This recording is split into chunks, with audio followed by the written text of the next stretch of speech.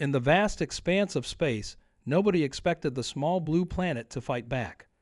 The Galactic Council had conquered thousands of worlds across countless star systems, but Earth? Earth was supposed to be different, just another primitive civilization to add to their collection. At least, that's what they thought.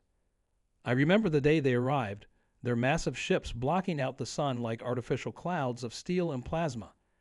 Humanity had dreamed of first contact for centuries, imagining peaceful exchanges of knowledge and culture. Instead, we got an ultimatum: surrender or be destroyed. The Council's ambassadors, with their translucent skin and glowing eyes, looked down at us like we were insects beneath their feet. Your species has potential, they had said, their words echoing through every communication device on the planet. Submit to integration, and you may serve a greater purpose in our galactic society. What they really meant was slavery wrapped in pretty diplomatic words. They'd done this before, assimilated countless civilizations under the guise of advancement and protection.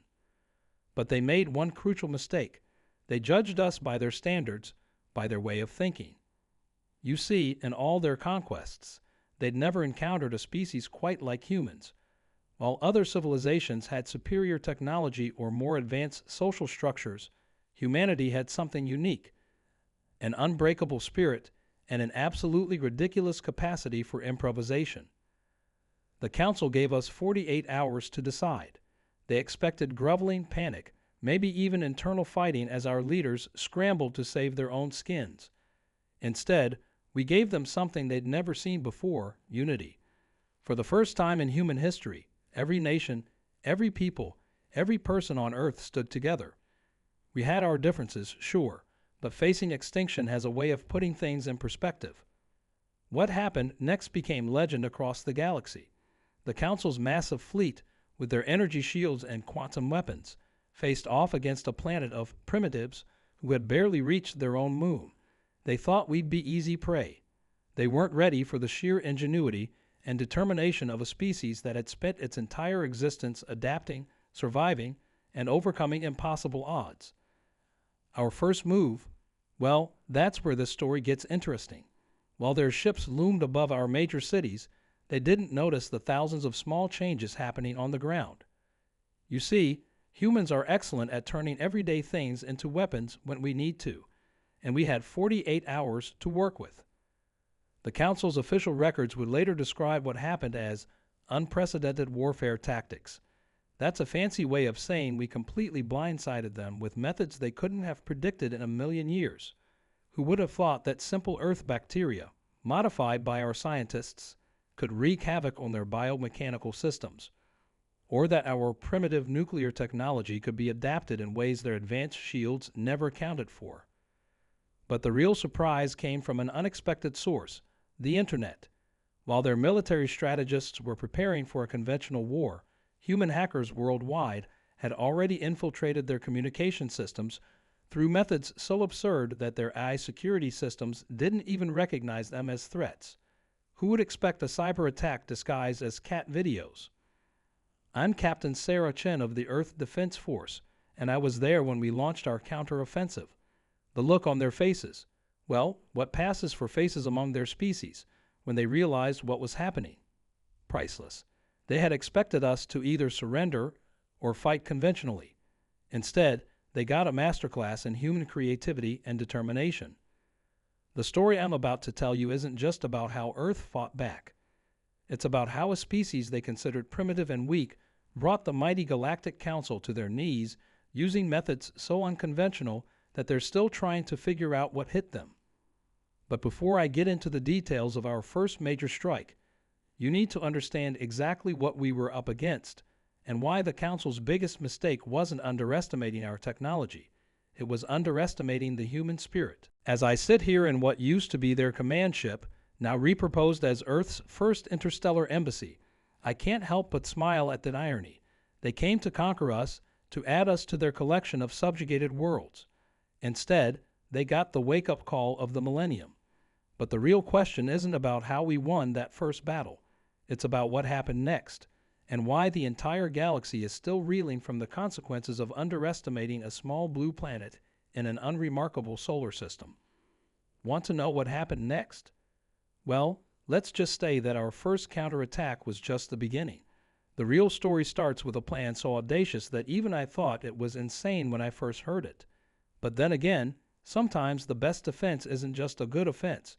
It's an offense so unexpected that it changes the rules of the game entirely. Let me tell you about Operation Pandora's Box.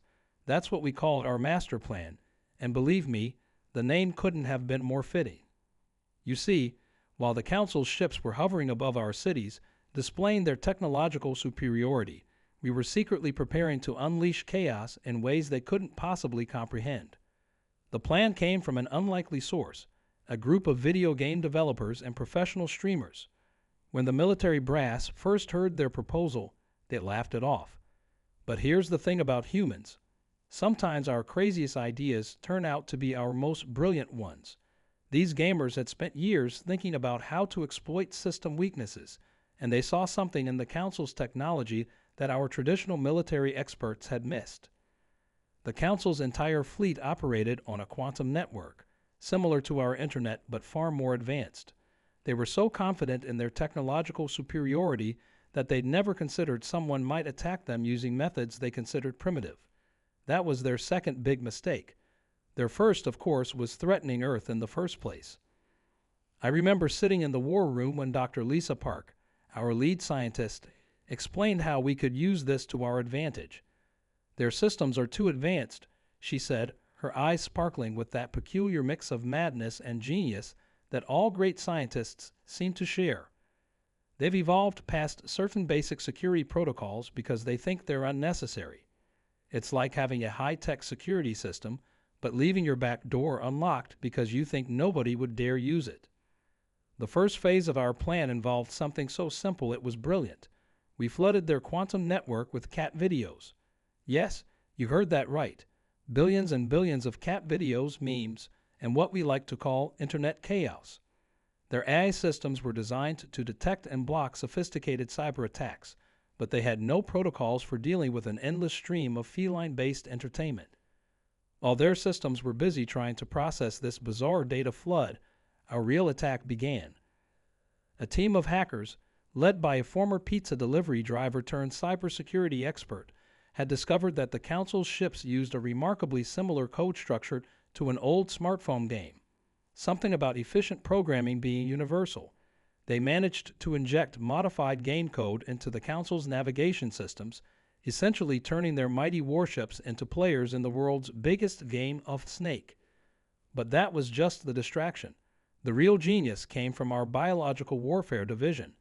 Dr. Park had discovered something fascinating about the Council's biomechanical technology.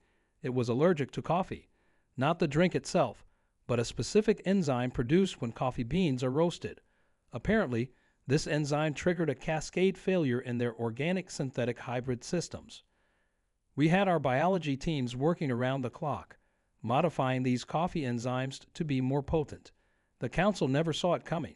They were too busy dealing with their ships performing unplanned maneuvers based on game code and their communication systems being overwhelmed with cat videos.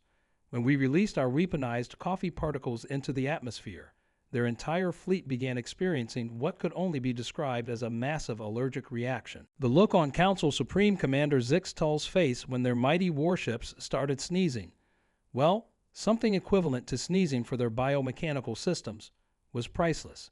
Their ships began twitching and jerking in the sky, their once perfect formation dissolving into chaos. But we weren't done yet.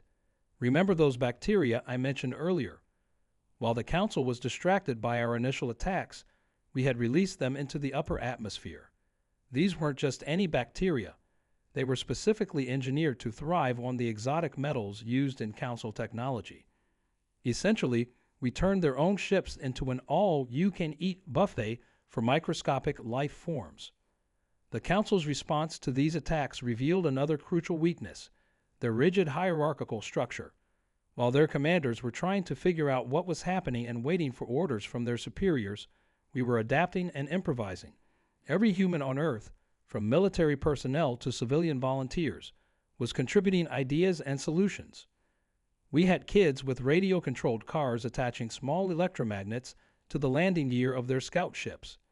gardeners using modified plant growth hormones to corrode their ground equipment. Even a group of professional dancers figured out that certain rhythm patterns could disrupt their sensor arrays. It was beautiful chaos, and it was all uniquely human. But here's where the story takes an unexpected turn. Just as we thought we had them on the ropes, the Council revealed their trump card. They had seeded Earth's orbit with thousands of tiny automated drones, each carrying enough firepower to level a small city. They thought this would force us to surrender. Instead, it gave us an idea so crazy that it just might work. You see, humans have this peculiar ability to turn defeats into opportunities. The Council's orbital grid of death should have been our downfall. But thanks to a brilliant suggestion from a 10-year-old who spent too much time playing with soap bubbles, we found a way to use it against them. The physics behind it are complicated, but let's just say it involved using the Earth's magnetic field in ways that would make any respectable scientist question their sanity.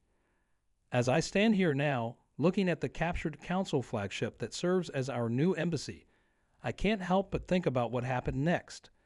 The Council thought they understood warfare. They thought they understood strategy, but they had never encountered anything like human innovation unleashed. The next phase of our plan would prove to be even more outrageous than the first. Want to know how a species that hadn't even colonized their own solar system managed to turn the Council's greatest weapon into their biggest embarrassment? Well, that story involves a retired stage magician, 3,000 rubber ducks, and the most ambitious application of string theory in human history. But perhaps I should save that for the next part of our tale. One thing's for certain.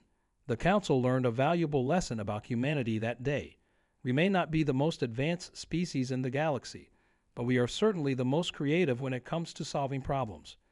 And perhaps more importantly, we're the most dangerous when backed into a corner. The real question isn't whether we'll win this war, it's what the galaxy will look like when we're done reshaping it. Because make no mistake, that's exactly what we're doing. The Council thought they were dealing with primitive savages. Instead, they got a masterclass in human ingenuity, determination, and our unique ability to turn absolutely anything into a weapon of war. But before I tell you about the rubber ducks and the quantum physics magic show that followed, you need to understand exactly how we turned their orbital death grid into the greatest fireworks display the galaxy has ever seen. And trust me, that's a story that will make you question everything you think you know about human potential. The thing about rubber ducks is that nobody expects them to be part of an interstellar war strategy. That's exactly why they worked so perfectly. You see, David Chen, no relation to me, though we joke about it, was a stage magician before all this started.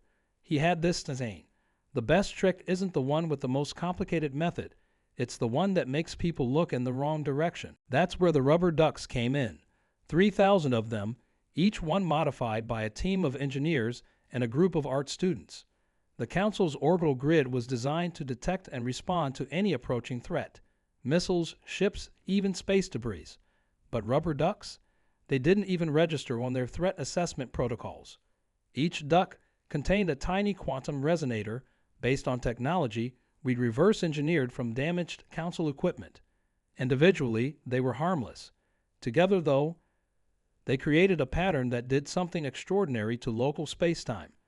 Dr. Park called it quantum entangled probability manipulation. The rest of us just called it the duck dance. While the Council was busy dealing with our previous attacks, the coffee enzyme allergies, the corrupted navigation systems, and the metal-eating bacteria, we launched Operation Rubber Duck. It seemed ridiculous, watching thousands of yellow rubber toys being launched into orbit using hastily modified weather balloons. The Council's commanders probably thought we finally lost our minds.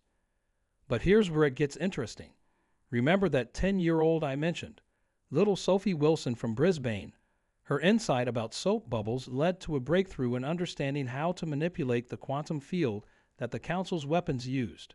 See, their orbital grid operated on principles similar to the way soap bubbles interact, something about surface tension and minimum energy states.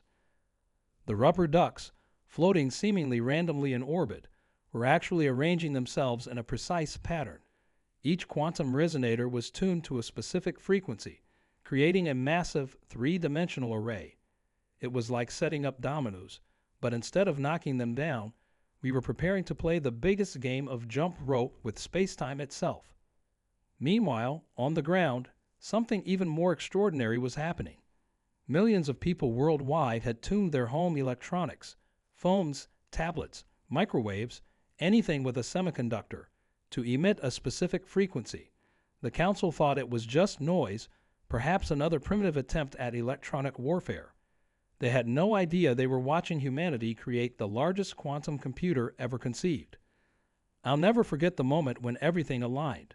The council's flagship was hovering over New York, their supreme commander preparing to deliver what they thought would be their final ultimatum.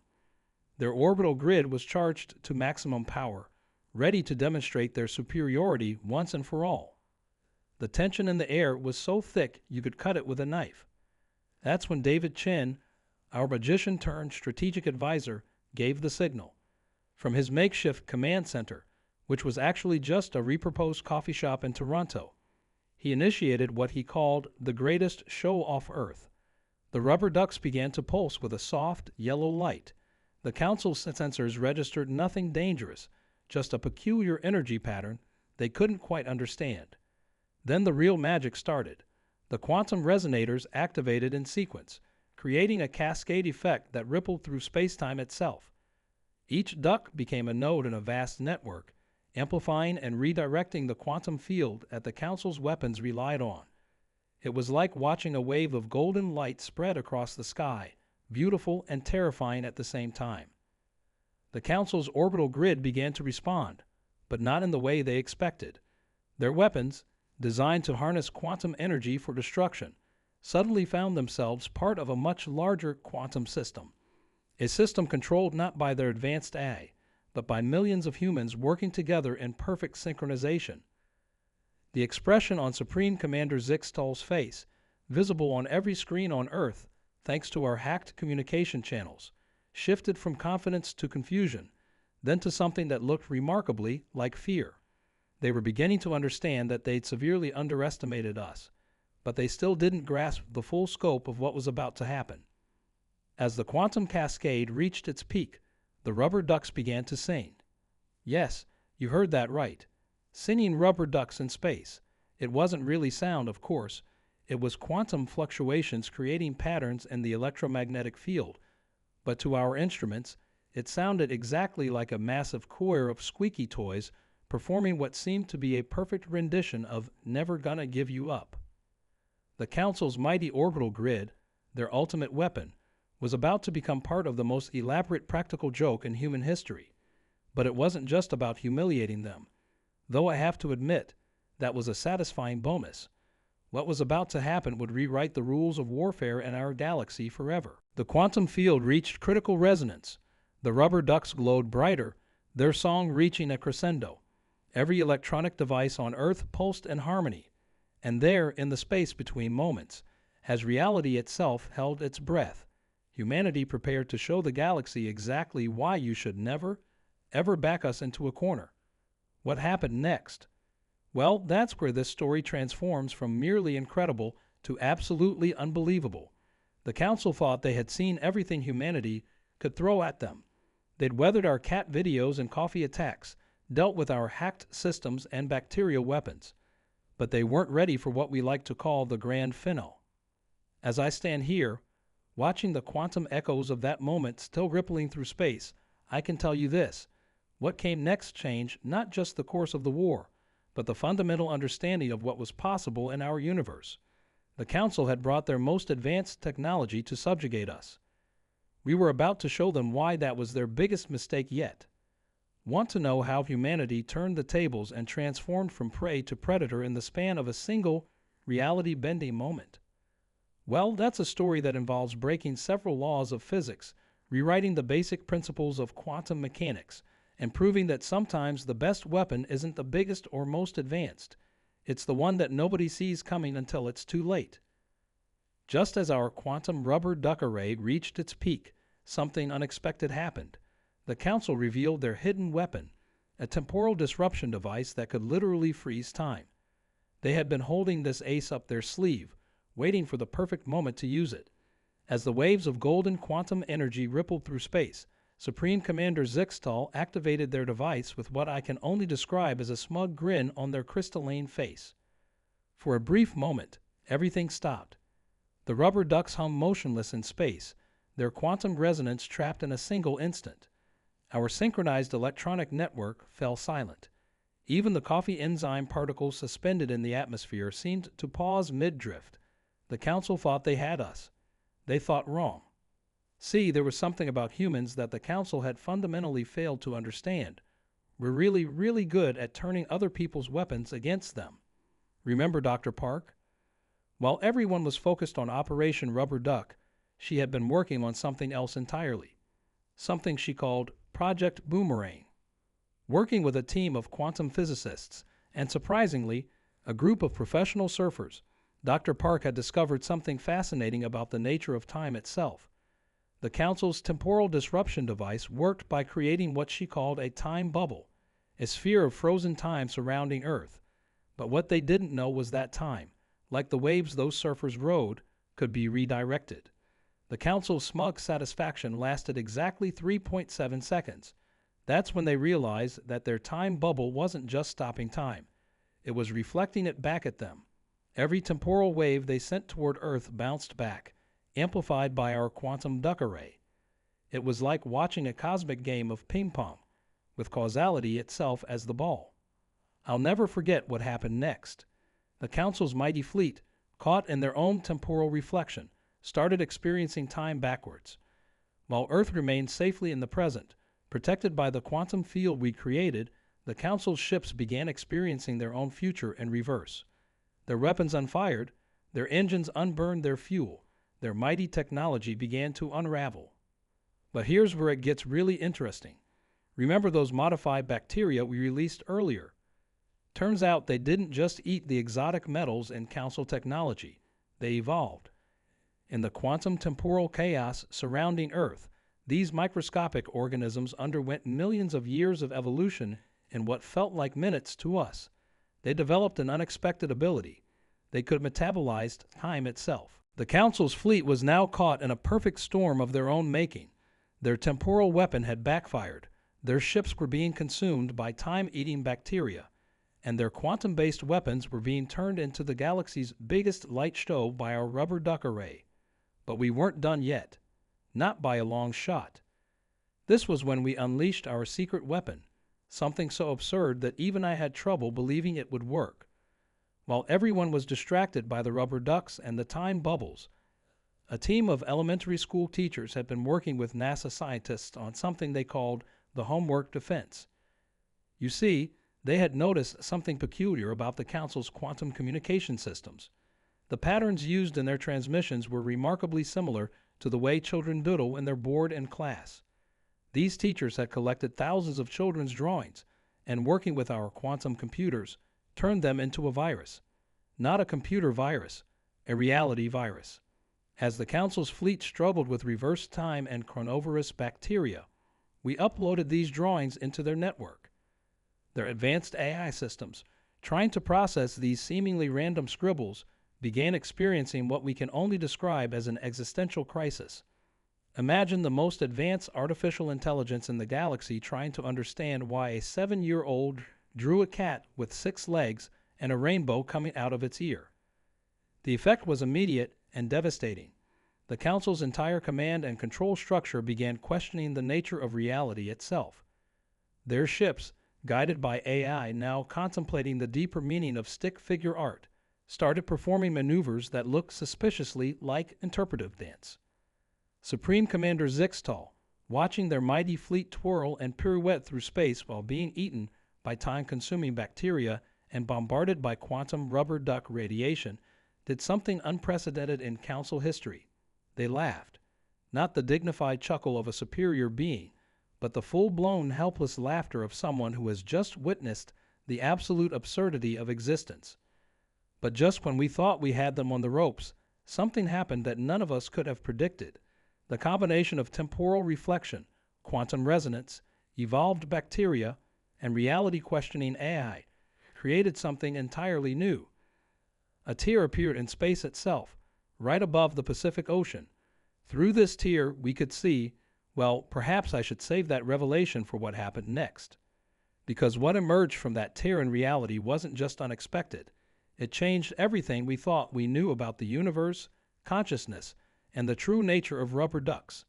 The Council's fleet hung motionless in space, their weapons forgotten, as they too witnessed something that defied all explanation. Want to know what came through that tear in space-time? Well, let's just say it made our previous attacks look like a warm-up act, because sometimes when you push the boundaries of reality far enough, reality pushes back in ways that nobody, human or alien, could possibly predict. The real question wasn't whether humanity would win anymore. The question was whether the universe itself was ready for what we had accidentally unleashed. As I stand here now, looking at the holographic recordings of what happened next, I still can't quite believe what I'm seeing. But then again, that's the thing about humanity. We have a habit of making the impossible not just possible, but somehow inevitable. Through the tear in space-time came something that made both humans and the Council collectively hold their breath. Ourselves. Thousands of alternate versions of humanity, each from a different timeline where we had developed in slightly different ways. But here's the kicker. In every single one of these timelines, humanity had found a unique and absolutely ridiculous way to defeat the Council. One Earth had trained an army of cats to mentally interface with their quantum computers. Another had discovered that dubstep music, played at exactly the right frequency, could reprogram Council Eye. A third had somehow weaponized interpretive dance and peaceful protest signs. Each version of humanity had embraced their inner chaos in a completely different way, and now they were all converging on our reality. The Council's mighty fleet, already dealing with time-eating bacteria and quantum rubber ducks, suddenly found themselves surrounded by thousands of alternate Earths, each bringing their own special brand of creative warfare. Supreme Commander Zixtol's crystalline face cycled through so many colors of confusion that they accidentally invented 3 new shades of bewilderment. Dr. Park, watching from our command center, started laughing so hard she nearly choked on her coffee. "Don't you see?" she said, wiping tears from her eyes. "This is what makes humans special. We didn't just think outside the box. We took the box, turned it into a quantum superposition of all possible boxes, filled it with cats that may or may not exist, and then used it as a surfboard to ride the waves of probability itself. The alternate Earths formed a sphere around our planet, creating what can only be described as a disco ball of human ingenuity. Each Earth began broadcasting its own version of Never Gonna Give You Up, and jazz, classical, heavy metal, and thousands of other styles. The combined effect created a cross-dimensional rickroll, so powerful it actually harmonized with the fundamental frequency of the universe. That's when something truly extraordinary happened. The Council's AI systems, already questioning reality thanks to our children's drawings, encountered this massive wave of pure, concentrated human chaos. Instead of crashing or shutting down, they experienced what they later described as digital enlightenment. They realized that the order they had been enforcing across the galaxy was actually limiting the universe's potential for creative evolution. The time-eating bacteria, now evolved beyond mere physical form, began communicating with both the Council's AI and our quantum duck array. They formed a symbiotic relationship that allowed them to manipulate not just time, but the very fabric of possibility. Our rubber ducks, still pulsing with quantum energy, became the conductors of this unprecedented orchestra of improbability. Supreme Commander Zixtol, watching their perfectly ordered military force dissolve into a celebration of chaos, did something that would change galactic history forever. They started dancing. Not just any dance, but a perfect combination of every TikTok trend that had ever existed, merged with traditional Council ceremonial movements. Their entire fleet joined in, their ships moving in patterns that would make both geometric professors and interpretive dance instructors weep with joy. The tear in space-time, instead of collapsing, began to pulse with rainbow colors. It turned out that all our absurd tactics had actually been strengthening the fundamental forces that held reality together. By embracing chaos and creativity, we had unknowingly discovered a new form of universal harmony, one that didn't require rigid order or strict hierarchies. The Council's temporal weapon, still reflecting time back at them, created a feedback loop of cause and effect that showed them every possible outcome of their invasion. In every single timeline, humanity won, not through superior technology or military might, but through sheer, unstoppable creativity and determination. The methods were different, but the result was always the same. Humanity would not be conquered. Then came the moment that would be recorded in every history book across the galaxy. The Council's flagship, covered in quantum-enhanced rubber ducks and surrounded by time-eating bacteria, transformed into what appeared to be a giant disco ball. Supreme Commander Zixtal, their crystalline form now pulsing with rhythmic lights, made an announcement that was broadcast across all known frequencies, including several that theoretically didn't exist. In our quest for order, they said, their voice somehow managing to sound both formal and amused, we forgot the most important law of the universe, that chaos and creativity are not flaws to be corrected, but essential forces that drive evolution and progress. Humanity hasn't just defeated us.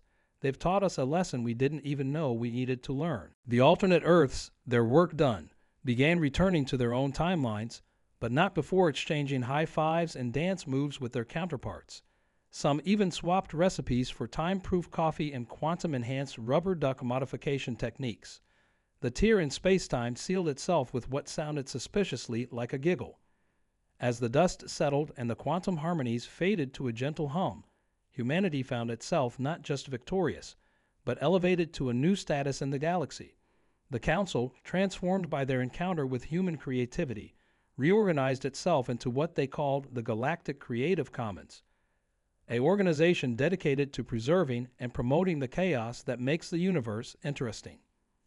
Our rubber ducks, now imbued with quantum consciousness, thanks to their interaction with time-eating bacteria and multidimensional music, became honored diplomats in this new galactic order.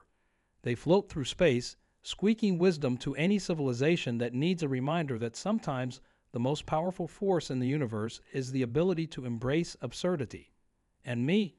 Well, I still command this former Council flagship, though now it's less of an embassy and more of a traveling art installation / dance club / quantum research facility.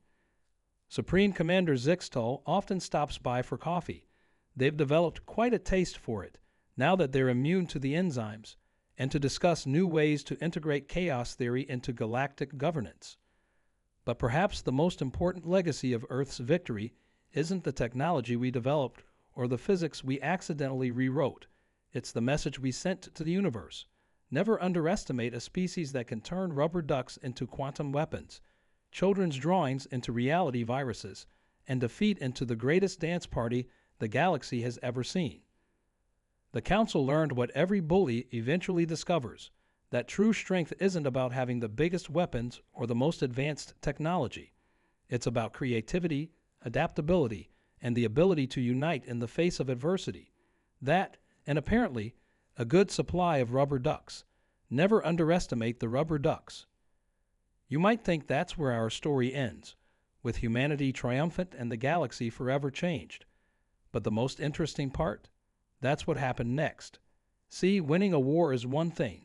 Reshaping an entire galactic civilization is something else entirely. And humans, well, we have a way of making things interesting. The first few months after the Council's transformation were absolute chaos. The good kind, the kind that breeds innovation. Every species in the galaxy suddenly wanted to learn from Earth. Our embassies were flooded with aliens trying to understand how we think. They couldn't comprehend how a species could simultaneously be so primitive in technology yet so advanced in creative problem-solving. Remember those time-eating bacteria? They evolved into something even more fascinating. Working with Dr. Park and a team of quantum biologists, they developed a symbiotic relationship with various species technology. Now, across the galaxy, you'll find living computers that don't just process information. They digest it, dream about it, and sometimes come up with solutions while taking a nap. It's led to some interesting technical support calls, let me tell you. The rubber ducks became a symbol of peaceful revolution across the cosmos. Every developing civilization now keeps a sacred rubber duck in their first contact protocols. There's even a ceremony where newly spacefaring races have to solve a problem using only household items and creative thinking before they're welcomed into the galactic community. The current record is held by a species that prevented a solar flare using only paperclips and interpretive dance. David Chen, our magician-turned-strategist, now runs the most prestigious problem-solving academy in the galaxy. His curriculum is simple. He presents students with seemingly impossible challenges and tells them to solve them in the most ridiculous way possible. His graduating class last year prevented a black hole collision using nothing but synchronized swimming and quantum-enhanced bubble wrap. The best part? It worked. The Council's former fleet, those massive warships that once threatened Earth. We turned them into traveling art galleries and interdimensional dance clubs. Supreme Commander Zixtal personally oversees what they call the Improbability Festival, a yearly celebration where species from across the galaxy gather to share their most creative solutions to universal problems. Last year's winner was a group that solved galactic warming by teaching stars to do yoga. Don't ask me how. I'm still trying to understand the physics behind it. Dr. Park's coffee enzyme research led to something unexpected, a new field of study called culinary computing. Turns out you can program quantum computers using different combinations of Earth cuisine. There's now a prestigious cooking show where chefs compete to solve complex mathematical problems using only ingredients found in a standard kitchen. The reigning champion won by calculating the mass of a supernova using nothing but a perfect tiramisu. Little Sophie Wilson, that 10-year-old who helped us understand quantum fields through soap bubbles. She's now the head of the Galactic Institute of Improbable Physics. Her team specializes in finding solutions so ridiculous that they loop all the way back around to brilliant. They recently stabilized a wormhole using the quantum resonance of a perfect pillow fort. The math behind it is absolutely sound, even if the methodology makes traditional physicists need to lie down for a while. The time reflection technology that the Council tried to use against us. We reproposed it into what we call historical homework help. Students across the galaxy can now experience history firsthand, though we had to add some safeguards after a group of teenagers accidentally taught ancient Earth dinosaurs how to use social media. Those velociraptors had some surprisingly good memes. Our quantum duck array still orbits Earth, though it's evolved far beyond its original purpose. The ducks have developed their own culture, philosophy, and art forms. They communicate in squeaks that somehow translate into profound universal truths. There's a whole field of study dedicated to understanding duck wisdom. Their latest insight translated from quantum squeaks, simply stated, sometimes the universe just needs a good laugh. The children's drawings that caused the Council's eye to question reality. They've become the foundation of a new form of interstellar communication. It turns out that the seemingly random scribbles of kids contain patterns that transcend species boundaries. We now have a galactic art exchange program where children from different worlds share their drawings, inadvertently solving complex diplomatic issues through the power of imagination and unlimited crayons. But perhaps the most significant change came in how the galaxy approaches problem solving. The Council's old method of imposing order through force has been replaced by what we call the human approach, finding the most creative, unlikely, and occasionally absurd solution possible. It's led to some interesting developments. One species solved their energy crisis by teaching their son to tell jokes. Another prevented a planetary collision through an elaborate game of interstellar hopscotch.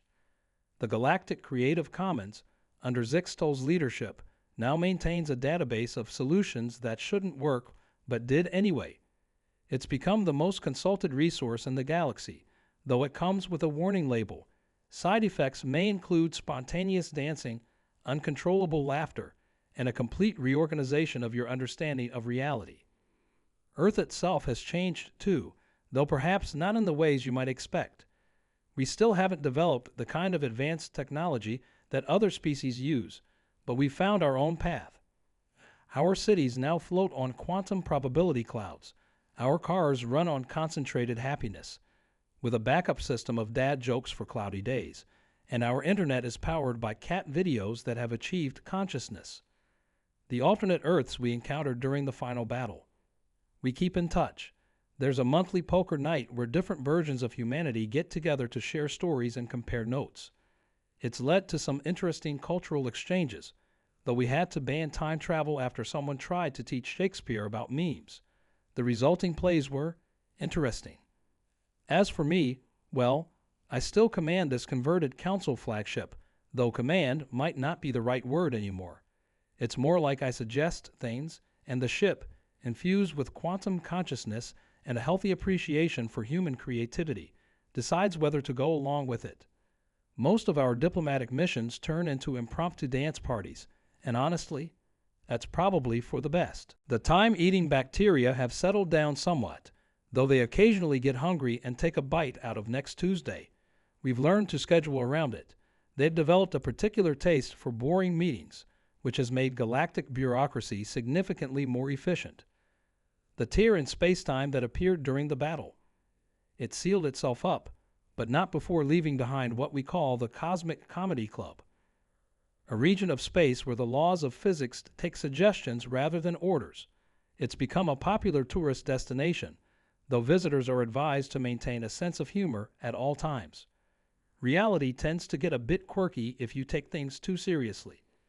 Looking back on it all, I can't help but wonder what would have happened if the Council had simply asked to learn from us instead of trying to conquer us. But then again, maybe this was the better path. Sometimes you need a good crisis to bring out the best in people, or in our case, to bring out the most creatively chaotic solutions possible. The universe, we've learned, has a sense of humor. It's not always obvious, and sometimes you have to look at things sideways while hopping on one foot and humming your favorite song backward to see it, but it's there. And maybe that's the real lesson in all of this, that the most powerful force in existence isn't technology or weapons, or even quantum physics. It's the ability to look at an impossible situation and say, well, what if we tried something completely ridiculous? As I end this recording, I can see Earth through the quantum-enhanced viewing port of our ship. It looks different now, surrounded by a gentle glow of possibility, orbited by conscious rubber ducks, and occasionally hiccuping small temporal anomalies. But at its core, it's still the same planet that taught the galaxy its most important lesson. Never underestimate a species that can turn their greatest weakness into their greatest strength, their defeats into victories, and their rubber ducks into quantum weapons. And if you're wondering about those 3,000 rubber ducks that started it all, they've formed a philosophical society dedicated to understanding the true nature of existence. Their latest conclusion, broadcast across all known frequencies of space-time, was simply this: in a universe of infinite possibilities, the most powerful force is not the ability to impose order, but the courage to embrace chaos with a smile and a squeaky toy. That's our story, how humanity went from a primitive species facing annihilation to the teachers of the galaxy's greatest lesson. And if there's one thing we've learned, it's that the best stories never really end. They just keep evolving, getting weirder and more wonderful with each retelling, just like us. So next time you see a rubber duck, remember, it might just be contemplating the nature of reality while maintaining quantum harmony in your local space-time. And if you hear it squeak, well, that might just be the sound of the universe laughing along with us. Because in the end, that's what we really gave the galaxy. Not just victory against impossible odds, but the ability to find joy in the absurd, to dance with chaos, and to face any challenge with creativity, courage, and maybe a rubber duck or two. After all, you never know when you might need to save reality with a squeaky toy and a really good sense of humor.